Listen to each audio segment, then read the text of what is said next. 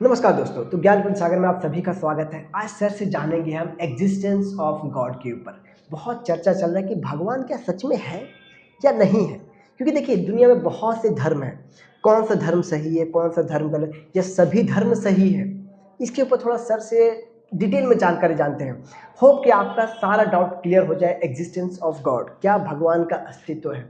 तो सर आप थोड़ा बताइए भगवान के बारे में, क्योंकि मैं भी कंफ्यूज रहता हूँ कि भगवान के बारे में कितना पढूँ, जितना पढ़ता हूँ उतना कम लगता है। थोड़ा आप मुझे अगर क्लेरिफाई कर देंगे थोड़ा। देखिए, सबसे पहले बात है कि जो ईश्वर की जो अवधारणा है, हर लोगों के मन और मस्तिष्क में अलग अलग परिकल्पनाएं हैं।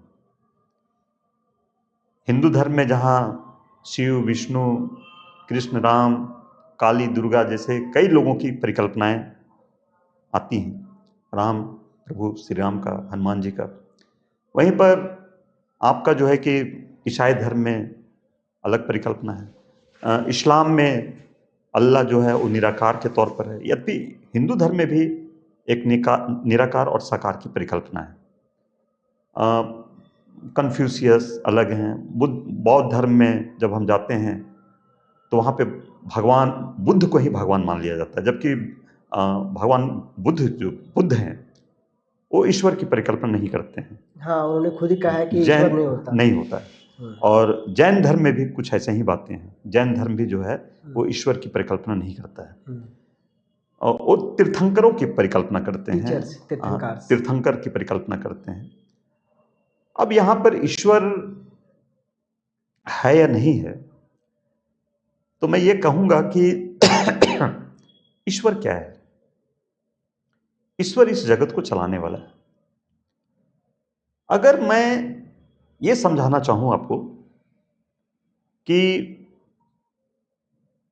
पहले मैं ये जानना चाहता हूं कि आप मुझे ईश्वर के बारे में पूछ रहे हैं या धर्म के बारे में पूछ रहे हैं? मैं ईश्वर के बारे में ईश्वर पूछ के रहा बारे हूँ, में क्योंकि धर्म तो अलग अलग बहुत से धर्म हैं। अलग, ठीक है। तो ईश्वर जो है, मेरा जहां तक मानना है कि ईश्वर की जो परिकल्पना है लोगों के बीच में, वह परिकल्पना अधूरी है। कोई भी इसके बहुत ही महत्वपूर्ण जो उसके जो जो जो उसके आधारभूत तत्व हैं, उन चीजों को लोग नहीं समझ पा रहे हैं। मैं ईश्वर की जो परिकल्पना करता हूं, वो परिकल्पना में ईश्वर ही ऊर्जा है। मैं ऊर्जा इक्वल टू ईश्वर।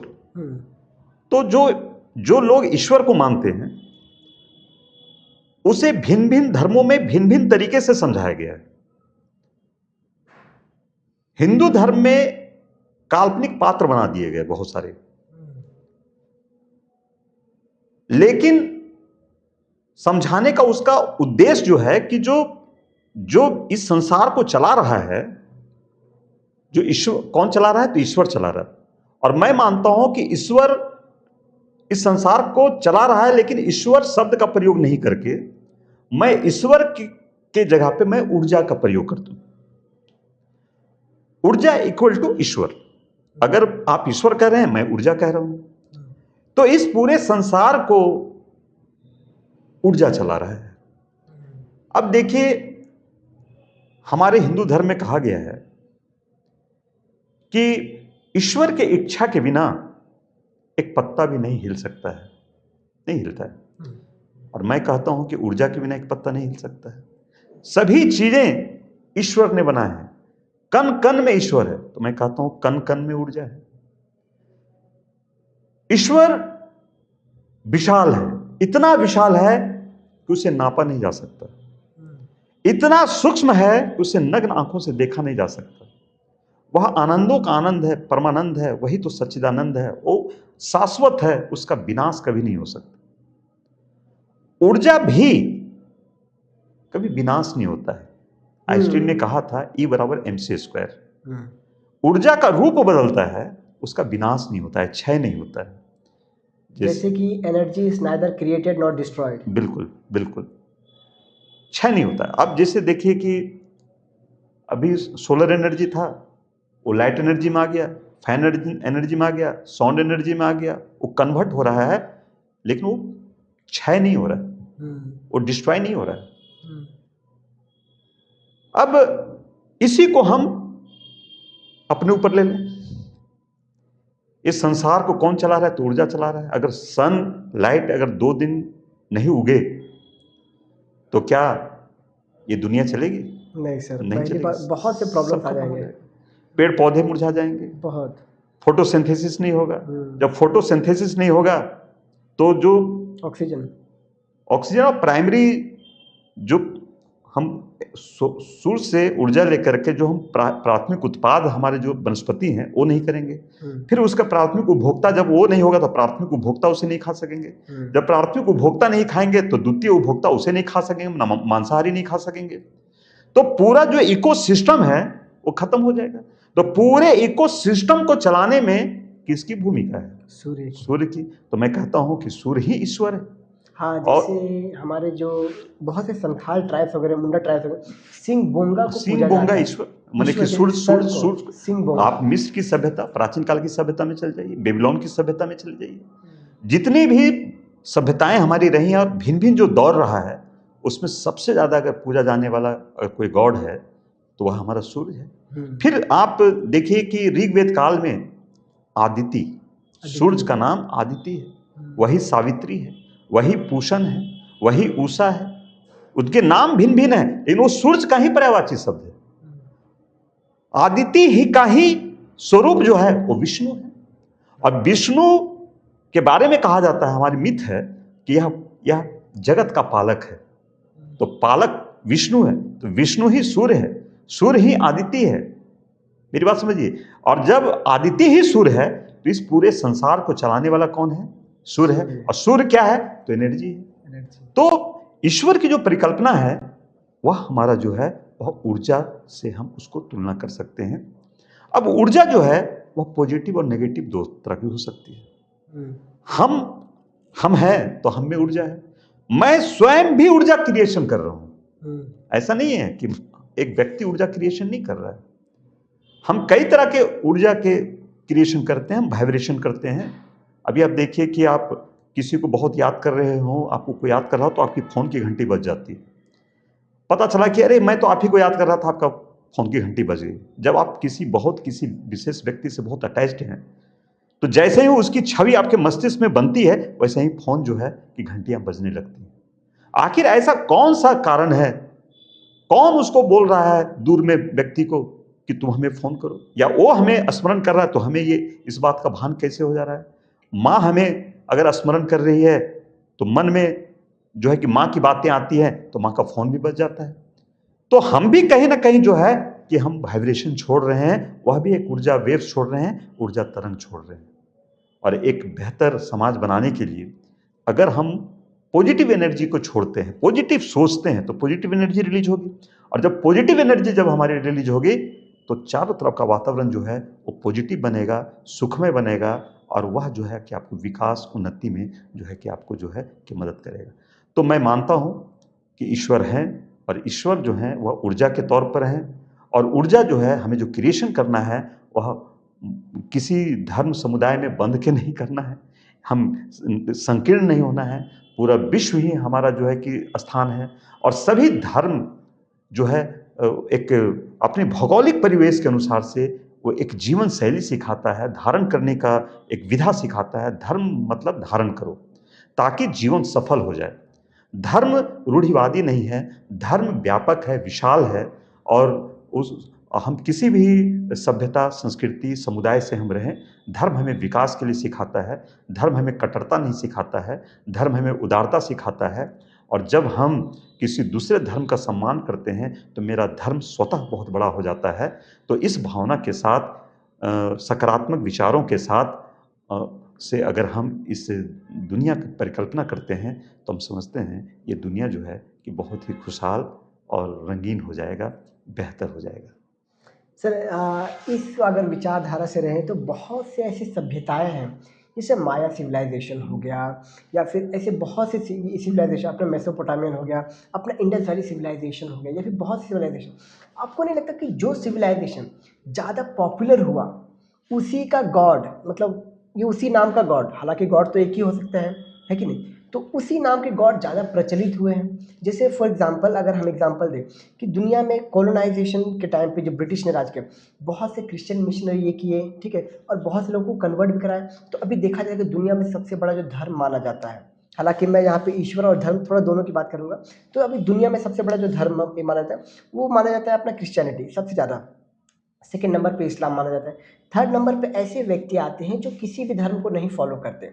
चौथे नंबर पे आता है हिंदुइज्म, पाँचवें नंबर पे बुद्धिज़्म। तो ऐसा नहीं कि जितना जो ज़्यादा फैला पाया उसी का ये माना जाता है देखिए, भगवान। इस धर्म को फैलाने के पीछे आर्थिक कारण रहा है। सीधी सी बात है। हम अपना धर्म फैलाएंगे तो हम अपने अनुसार से उसे चॉइस देंगे, उस चॉइस के अनुसार से वो अपनी जीवन शैली विकसित करेगा, और जब उस अनुसार से जब अपनी जीवन शैली विकसित करेगा तो वैसे ही वस्तुओं का उपभोग करेगा, और वैसे ही जब वस्तुओं का उपभोग करेगा तो उसकी मार्केटिंग होगी, वह उसका उपभोग करेगा।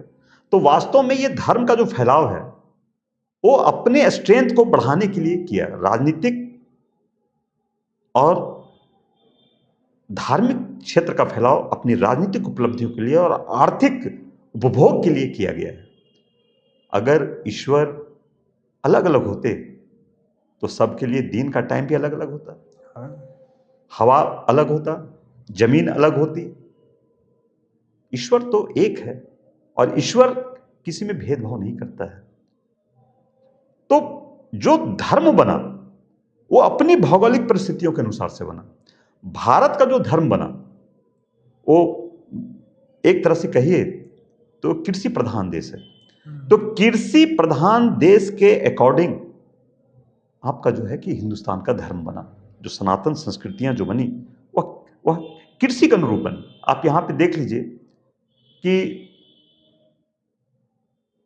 जब भादों का महीना होता है तो बहुत सघन वर्षा होती है, उसमें शादी विवाह नहीं होता है। शादी विवाह का लगन कब होता है? जब लोग खेत में काम नहीं कर रहे होते हैं, गर्मी के दिनों में। 15 दिसंबर से पहले शादी खत्म हो जाता है। 15 दिसंबर से लेकर के 15 जनवरी के बीच में शादियां नहीं होती, क्योंकि उसमें पूस का महीना और घनघोर ठंड यहाँ पड़ता है। उस समय कोई पवित्र कार्य नहीं किया सकता। क्यों? क्योंकि सोशल गैदरिंग नहीं हो सकता है, ठंड लग जाएगा। कृषि का जब वक्त होगा उस समय शादियां नहीं होती, कोई पवित्र काम नहीं प्रारंभ किया जाता है। तो कहने का मतलब है यहाँ के उपवास, यहाँ के खान पान, यहाँ के पहनावा ओढ़ावा, ये सारी चीज़ें जो है वो हमें कृषि प्रधान देश होने के अनुरूप जो है सब कुछ निर्धारित हुआ। उसी तरह अगर आप पश्चिमी एशिया में जब जाते हैं जहाँ इस्लाम का उदय होता है तो अपनी परिस्थितियों के अनुसार जो है कि उन्होंने जो है कि धर्म का रूपांतरण किया, धर्म को विकसित किया। जैसे देखिए टोटी वाले जलपात्र का वो प्रयोग करते हैं। क्यों? क्योंकि वहाँ पर उनका देखा देखी हिंदुस्तान में भी करते हैं लोग टोटी वाले पात्र। क्यों? क्योंकि वहाँ जल का बहुत घनघोर संकट है, तो एक एक बूंद पानी वहाँ के लिए महत्वपूर्ण है। तो वहाँ पर जो है कि एक एक बूंद पानी को बचाने के लिए टोटी वाले पात्र का प्रयोग करते हैं। जबकि हिंदुस्तान में बहुत पानी है तो ये जल का अर्घ देते हैं, जल अर्पण करते हैं, सूर्य को जल चढ़ाते हैं। तो कहने का मतलब है कि जो भी धर्म बना और उनकी जो विशेषताएं निर्धारित हुई वह अपनी विशिष्ट भौगोलिक परिवेश के अनुसार से जो है कि वो निर्धारित हुआ। तो धर्म अलग है, ईश्वर अलग है। ईश्वर अगर आप बोलते हैं कि क्या ईश्वर का जो अभी हम लोग को जो ईश्वर की जो फोटो हम लोग घरों में रखते हैं, प्रभु श्री राम का, शंकर जी का, विष्णु का, ब्रह्मा का, ये तस्वीरें जो बनी, ये तस्वीरें जो है वो लगभग गुप्त काल में बनी। गुप्त काल में जो पहनावा का सबसे लेटेस्ट मॉडल था, उस मॉडल परिकल्पना को लोगों ने चित्र में, अजंता की गुफाओं में या आपकी मूर्तियों में उकेरा, और वही दृश्य जो है आज हमारे पास आए। क्या ईश्वर क्या उसी रूप में रहेंगे? क्या ईश्वर शर्ट पैंट में नहीं रह सकते? क्या ईश्वर लंगोट में नहीं रह सकते? क्या ईश्वर तो सब कुछ तो ईश्वर से ही निर्मित है। तो ईश्वर जैसा चाहेगा अपना रूप धारण कर लेगा। लेकिन मैं कहना चाहता हूँ ये सारी चीज़ें परिकल्पनाओं पर आधारित है। जो भी आप तस्वीरें देख रहे हैं परिकल्पनाओं पर हैं। मैं किसी को ठेस नहीं पहुंचाना चाहता। जिनकी जो श्रद्धा है आप उसे मानें। अगर आपको लगता है कि पीपल के पेड़ में जल अर्पण करने से आपकी बरकत होती है तो आप निश्चित रूप से करें। लेकिन जो मेरी व्यक्तिगत विचार है कि ईश्वर जो है वह निराकार है। ईश्वर जो है कि वह ऊर्जा के रूप हैं। सूर्य इतने विशाल हैं जिसको नापा नहीं जा सकता। तो इस यूनिवर्स में कितने स्टार्स हैं। स्टार्स के जो समूह है वो हमारे गैलेक्सी हैं और इस सारे गैलेक्सी से यूनिवर्स बना है। तो ये पूरे यूनिवर्स में कितनी ऊर्जा है वो सारे ईश्वर का ही रूप है। तो ईश्वर क्या है? ऊर्जा का रूप ही जो है ईश्वर है। अगर इस दृष्टिकोण से हम देखते हैं तो ऊर्जा है तो ईश्वर है। ऊर्जा है तो संसार चल रही है। ऊर्जा अगर खत्म हो जाएगा तो संसार नहीं चलेगी। लेकिन ऊर्जा कभी मरता नहीं है, क्षय होता नहीं है, समाप्त होता नहीं है। तो ये दुनिया भी समाप्त नहीं होगा तो ईश्वर भी समाप्त नहीं होगा। ईश्वर का एग्जिस्टेंस है। मैं इस रूप में ईश्वर को मैं सार्थक मानता हूँ। सर तो मैं आपसे एक और सवाल पूछना चाहूँगा। ईश्वर तो है, ये डन है, तो बहुत सी जो धार्मिक किताबें हैं, भगवत गीता हो गया, बाइबल हो गया, कुरान हो गया, ज़ेन अवेस्ता हो गया जो कि अपना हाँ, जोरास्ट्रियनिज्म का होता है, ज़ेन अवेस्ता हो गया, इन सब किताबों में जो भी लिखा है तो क्या ये भगवान का लिखा हुआ है या फिर नहीं इंसानों नहीं ने नहीं, लिखा है? ये सारे इंसान लिखे हैं। कोई भगवान ने नहीं लिखा है। ये पॉसिबल ही नहीं हो सकता। ये जो चीजें जितनी ज्ञान थी उस समय में जिन लोगों के पास, उसके अनुरूप उन्होंने जो है कि लिखा। इसे ईश्वर नहीं लिख सकता। आज की डेट में उनमें कई खामियां हैं। हर पुस्तकों में खामियां हैं। मेरी बात समझिए। तो उन खामियों को आज के समय में हमें समझना चाहिए। हाँ, लेकिन जो लिखा गया वो एक हमें आधार दिया, एक रास्ता दिया कि इस रास्ते से चल करके तुम्हें आगे जाना है।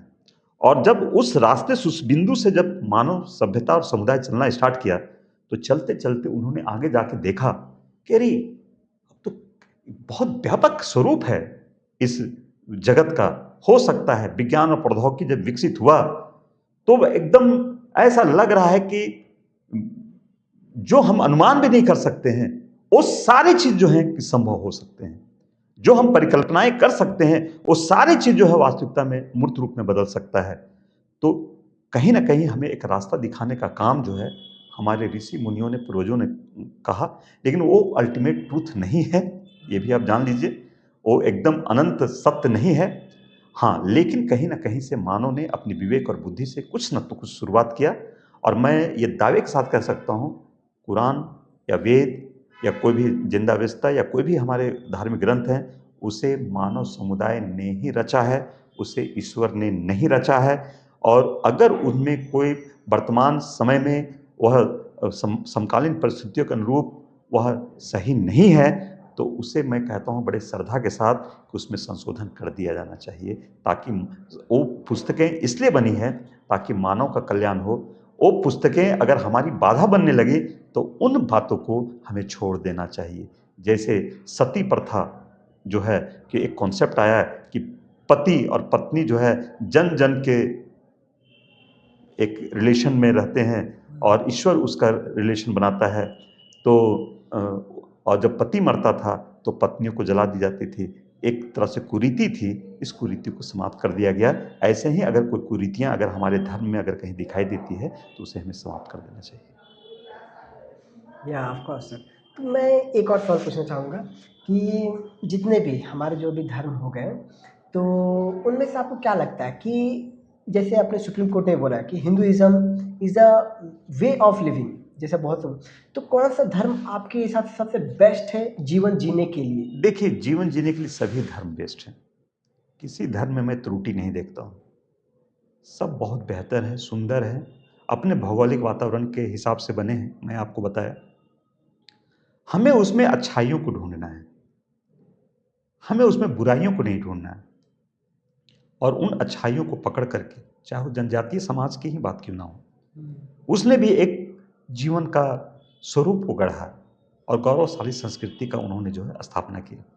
तो मैं कहता हूँ, मैं मानता हूँ कि सभी धर्म बेहतर हैं, जिनको जिनमें श्रद्धा है रहे। लेकिन मैं ये कहूँगा सबसे बड़ा धर्म मानवता है, इससे बढ़ करके कोई धर्म नहीं है। धन्यवाद सर, आपने मेरा भी बहुत से कन्फ्यूजन दूर करा दिया। Thank you. होप कि आप सबका भी बहुत सा कन्फ्यूजन दूर हो चुका होगा। तो वीडियो को लाइक कीजिए, शेयर कीजिए, सब्सक्राइब कीजिए, जिसको भी कन्फ्यूजन है उस तक ज़रूर पहुंचाइए ये कि energy is equal to God. Thank